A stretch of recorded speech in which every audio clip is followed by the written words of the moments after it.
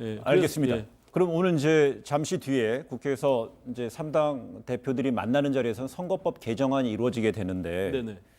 그렇다면은 이 현재 민주당이랑 자유한국당에서는요. 기존의 연동형 비례대표제를 하게 되면 253의 지역구 의원이 225석으로 줄어들잖아요. 네네, 그렇습니다. 근데 두 여당과 제1야당에서도 이 부분에 대해 부정적이라면 그 결국은 핵심은 지역구 의원, 국회의원 지역구 수를 늘리는 쪽으로 선거법 개정안이 좀 다시 패스트트랙에 올려졌었던 거에서 좀 변화될 가능성 어느 정도 있다고 보십니까?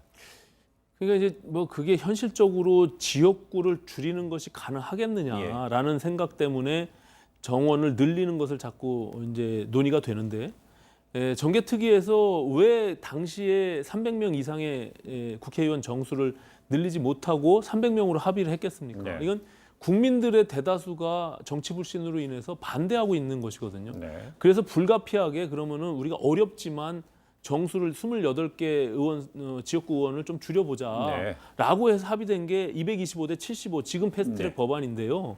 이거를 다시 정수를 늘리는 논의를 과연 가능하겠느냐. 그렇게 되면 원점으로 돌아가서 완전히 다시 처음부터 시작해야 되는 그런 논의가 되거든요. 네. 그렇기 때문에 저는 300명 이상에 대한 정수 늘리는 거는 국민적 동의가 없으면 쉽지 않다. 그 당시 민주당의 주장이었어요. 예. 그렇다면요. 대한신당은 네.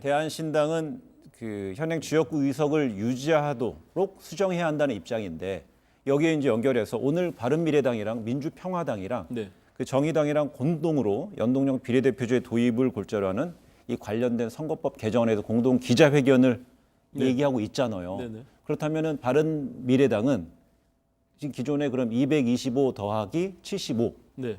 여기서 변화될 어떤 움직임은 없다고 봐야 될까요? 저는 일단 패스트트랙 법안으로 지정된 것이 논의의 출발이라고 생각은 하고요. 네. 다만 우리 바른미래당 내부에서도 이거는 각 당의 게임의 룰을 정하는 것이기 때문에 어느 한쪽을 배제해서 할 수는 없다. 이것은 합의를 이뤄놔야 된다라는 것이 기본적인 대원칙입니다.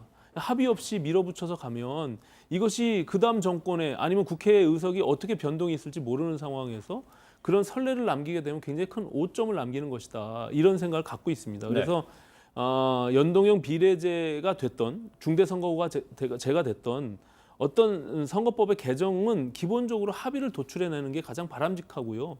그것이 전제돼야 된다는 게 기본 생각입니다. 예. 네, 그렇다면 현재 진행 그 현행 지역구 의원 253석에서 그 28석 줄어드는 225석으로 가는 네. 그 관련된 연동형 비례대표제의 근간이 되는 의석수에 대해서 그 더불어민주당이랑 자유한국당에서 변화를 도모한다면은 바른미래당에서는 같이 갈 수 없는 상황이라 보면 될까요?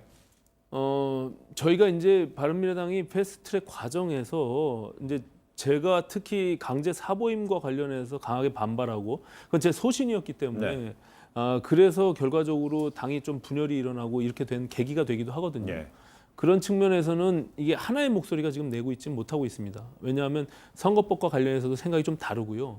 지금 공수처나 검경수사권 조정도 같은 부분들이 있습니다. 그래서 이 정원을 늘리는 거에 대해서는 기본적으로 소위 지금 변형 모임이라고 하고 있는 저희가 자체 모임을 하고 있는데 네. 그 구성원들은 기본적으로 정원 늘리는 것에 대해서는 반대하고 있습니다. 그래서 정원을 늘려서 이것을 다시 재조정하게 되면 네. 기본적인 판을 전체 흔드는 것이기 때문에 이것은 오히려 선거법의 협상을 약화시키는 길이다. 저는 그렇게 보고 있어요. 예. 당초에 그 공수처에 대해서 공수처 얘기를 한번 잠시 돌아가 네. 보겠습니다. 그 바른미래당에서는 기존에 그 더불어민주당이랑 같이 갈 수 있다고 좀 봤지만 그제 유승민 네. 의원이 예. 이 부분에 있어서는 공수처 부분에 대해서는 그 집권 세력이 좌지우지할 수 있는 상황이 되기 때문에 네네. 기본적으로 반대한다고 선을 그었습니다. 네네.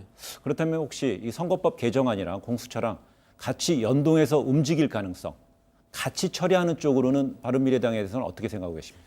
저의 경우는 원내 협상을 하는 주체자로서 네. 기본적으로 한국당과 민주당이 워낙 팽팽히 간극이 크기 때문에 제가 제안한 건 이런 겁니다. 우리가 어쨌든 정치를 복원시키고 패스트트랙 과정에서 국민들께 너무 큰 실망을 드렸다. 그래서 선거법을 합의 처리한다는 것을 전제로 해서 공수처에 대한 부분들도 지금 한국당이 주장하는 여러 가지 위험 요소들을 좀 독소 조항을 제거하고 네. 우리가 다는 아니지만 기본적으로 공수처 고위 공직자에 대한 기본적인 국민들의 불신을 해소할 수 있는 그런 수사기관을 만들어 보자라는 네. 것이 제 기본적인 생각이에요.